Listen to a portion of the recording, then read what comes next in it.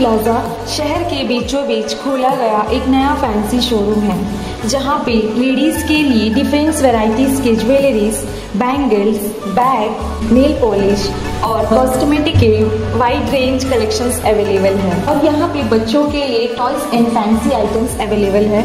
और यहाँ पे रेंटेड बेसिस पे गोल्ड कवर ज्वेलरीज भी दी जाती है। Om Shakti plaza, Aberdeen Bazaar, Babu line near Ganesh temple. MSS जल आपूर्ति 2004 में स्थापित की गई थी। हम या दूसरे निर्माण कंपनियों के लिए शुद्ध पानी उपलब्ध कराते हैं, जैसे कि कार्यालय, अस्पताल, बंदरगाह, होटल, सरकारी आपूर्ति आदि। हमारी सेवाएं 24/7 उपलब्ध रहती हैं।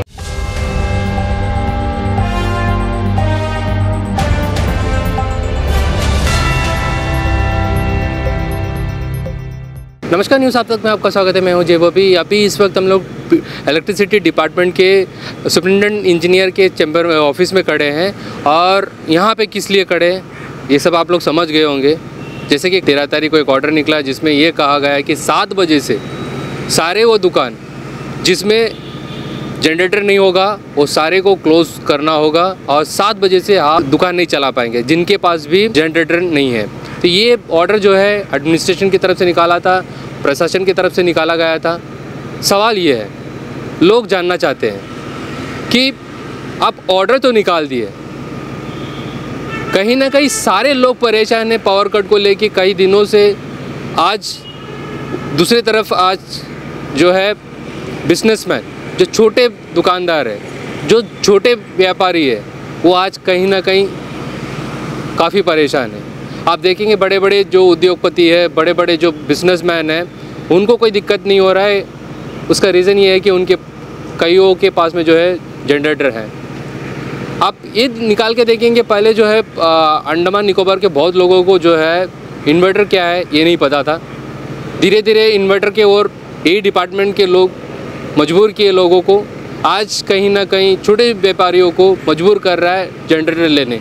आपके पास पैसा है या नहीं है, आप छोटे व्यापारी है, बड़े व्यापारी है, ये नहीं पता। आपको जो है जनरेटर रखना है, नहीं तो आप 7 बजे के बाद में बंद करके रखना होगा आपको शॉप को। उसी सिलसिले में हम लोग यहाँ पे आए, एसी साहब से मिले। तो एसी साहब काफ़ी बिजी थे, मीटिंग में थे, मिल नहीं पाए।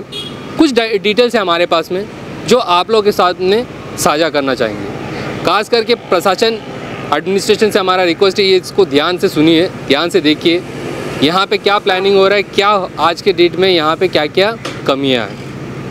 पहले तो हम आपको बता देते हैं, यहाँ पे 2 DG सेट है जो गवर्नमेंट के हैं, 2 पावर हाउस है, पावर प्लांट है यहाँ पे गवर्नमेंट के, जो चाटम और पुलिस बे में। चाटम में जो पावर प्लांट है उसका जो है कैपेसिटी 15 मेगावाट है और वो सर्विस कितना दे रहा है 1.0। और दूसरा जो है मिनी बे में है पावर हाउस, उसका सर्विस दे रहा है 8.6 कैपेसिटी और सर्विस दे रहा है 3.8। और इसका लगभग जो है 25 से 30 साल हो गया है। ये गवर्नमेंट की है DG सेट जिसके बारे में हम कह रहे हैं, 25 से 30 साल हो चुका है। अगर आप भी अगर कोई भी जनरेटर ले लीजिए, आप अपने घर के लिए, अपने दुकान के लिए भी जनरेटर लेंगे, 15 साल बाद, 10 साल बाद में आप सोचेंगे कि वाकई में ये पुराना हो गया, इसकी जगह पे हमें दूसरा लेना होगा। वैसे में ये DG सेट जो गवर्नमेंट की है वो 25 से 30 साल हो गए, अभी तक उसको चेंज नहीं किया है। और दूसरी तरफ चलते हैं, MOU हुई थी प्राइवेट वाले के साथ में। प्राइवेट जो हायरिंग है यहाँ पे DG सेट है इनके पास में, 4 DG सेट है इनके पास में, उसका भी हम आपको बता देते हैं। ये प्राइवेट के बारे में बात कर रहा हूँ मैं। ये जो पुनिस बे में है, 2 है पुनिस बे में, और उसमें से एक का जो है कैपेसिटी है 12 मेगावाट और वो सर्विस दे रहा है 8.1। और दूसरा का जो है कैपेसिटी है 10 मेगावाट और ये सर्विस दे रहा है 5.6।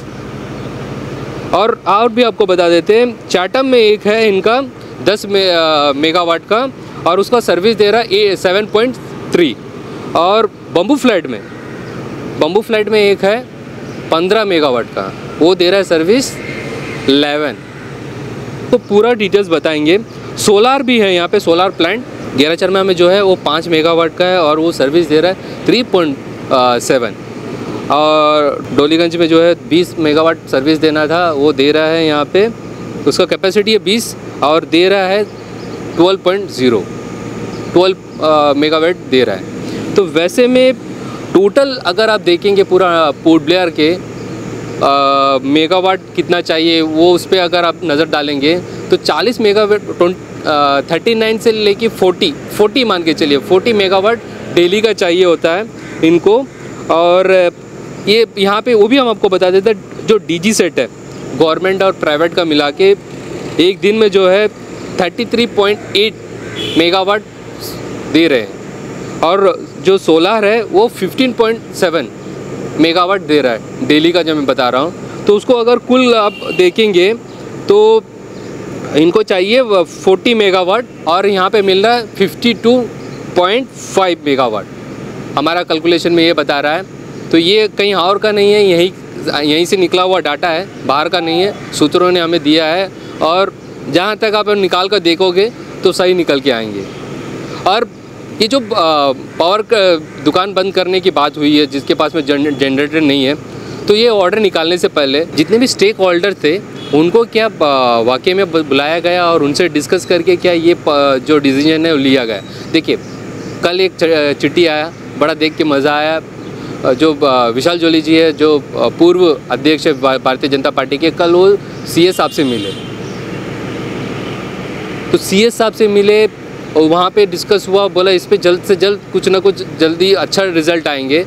तो मेरा पूछना ये है, तो विशाल जी आपको क्या जितने भी कोई भी अगर इतना बड़ा स्टेप लेता है तो पूरे पार्टी जितने भी पार्टी हैं यहाँ पे, बीजेपी हो, कांग्रेस हो, सीपीएम हो, बाकी जितने अन्य पार्टी हैं, सबको बुला के जो है एक डिसीजन लेना चाहिए था। आपके घर पे जो बिजली आती है वो फ्री में नहीं आती, आप उसके लिए पेमेंट करते, बाकायदा बिल बांधते, तभी आपके पास में बिजली पहुँचते। वैसे में कोई आते हैं उसी प्रशासन द्वारा जो है दबाव डालते हैं और दबाव डाल के बोलते हैं कि आप जो है 7 बजे के बाद में आप दुकान नहीं चला सकते, आपके पास में अगर जनरेटर नहीं है तो आप दुकान नहीं चला सकते। तो कहाँ, ये बताइए ये कहाँ का इंसाफ है?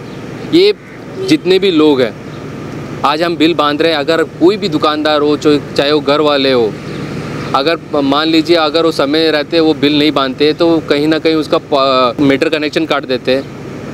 तो वैसे में अगर ये डाटा हमारे सामने निकल के आ रहा है कि 40 मेगावाट से चाहिए रहता डेली का, तो वैसे में आपको यहाँ पे 52.5 मेगावाट मिल रहा है, तो पावर कट क्यों हो रहा है? क्या मेंटेनेंस की वजह से? और एक बड़ा आपको खबर दे देते हैं, यहाँ पे जो प्लानिंग में बैठी है, पहले भी हमने कहा था आपको, जो जेई है उसको यहाँ पे यही नहीं है प्लानिंग में, उसी को जो है एडिशनल चार्ज दे के रखा हुआ है यही का, उसका भी एक बड़ा खुलासा करते हैं। वो जो जेई है उसको एडिशनल चार्ज यही का दे के रखा, प्लानिंग में बैठी हुई है, और उसी का हस्बैंड जो है सप्लायर है इसी डिपार्टमेंट में, जो है कुछ भी सामान चाहिए रहता है तो वो सप्लाई करता है। तो आप सोचिए किस तरह का जो है यहाँ पे धांधली होता होगा। और ये क्या, मेरा सवाल ये है कि क्या प्रशासन इसके बारे में क्या वाकई में जानकार नहीं है? और क्या यहाँ पे बैठे एससी साहब, उनको क्या इसके बारे में जानकारी नहीं है? और एक हम आपको बता देते हैं, एक आरटीए भी ऑलरेडी डाला हुआ है G20 को लेकर। G20 में भी जब G20 हुई थी आपका हैवलॉक में, तो वहाँ पे भी इस डिपार्टमेंट इलेक्ट्रिसिटी डिपार्टमेंट में बहुत सारे धांधली हुई है, ये खबर मिली है। इसके ऊपर में जो है आरटीए डाले, जल्द से जल्द जैसे ही हमारे पास में ये खबर आ जाएंगे तो वो भी हम आप लोगों के सामने लाएंगे। मगर ये बता देते हैं आपको, कहीं ना कहीं इस डाटा के मुताबिक इस डिपार्टमेंट में बहुत बड़ा धांधली हो रहा है, जिसको समय रहते अगर प्रशासन रोक देते हैं तो आने वाले दिनों में खास करके यहाँ के पोर्ट ब्लेयर के लोगों को दिक्कतों का सामना नहीं करना पड़ेगा। वैसे में देखिए यहाँ पे चार्ज हो रहा है, एक बस यहाँ पे चार्ज हो रहा है।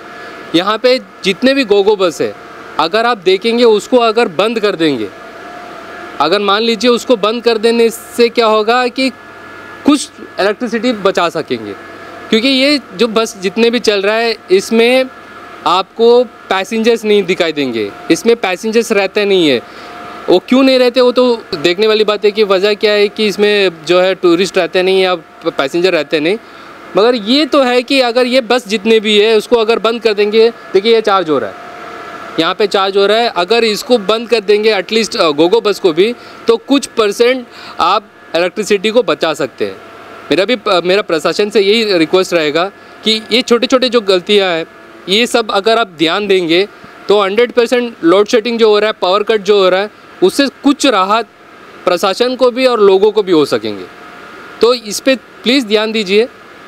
कुछ दिन के लिए जो पावर कट का जो मसला चल रहा है अभी, जो जिससे काफ़ी लोग परेशान हैं, खास करके वो बच्चे जो एग्ज़ाम लिखने जा रहे हैं, तो वैसे में ये छोटे छोटे चीज़ों में अगर आप ध्यान देंगे तो कहीं ना कहीं कुछ राहत मिल सकेंगे यहाँ के लोगों को। जैसे हम लोग ये सूत्रों से ये भी खबर मिला है कि यहाँ पे जो चार्ज हो रहा है, जितने भी बैटरी के बसेस हैं उसको चार्ज करने में जो है 500 से लेके 800 किलोवाट आपके जो है इलेक्ट्रिसिटी लगते हैं। तो वैसे में अगर उस पर ध्यान दिया जाएगा प्रशासन, तो कहीं ना कहीं कुछ राहत यहाँ के लोगों को ज़रूर मिल सकेंगे। बने रहिए हमारे साथ में। नमस्कार। अंडमान से जुड़ी सभी छोटी बड़ी खबरें देखने के लिए हमारे अपने न्यूज़ आज तक यूट्यूब चैनल को सब्सक्राइब करें और बेल आइकॉन प्रेस करना ना भूलें। हमारा अपना न्यूज़ आज तक, अब सच देखेगा अंडमान।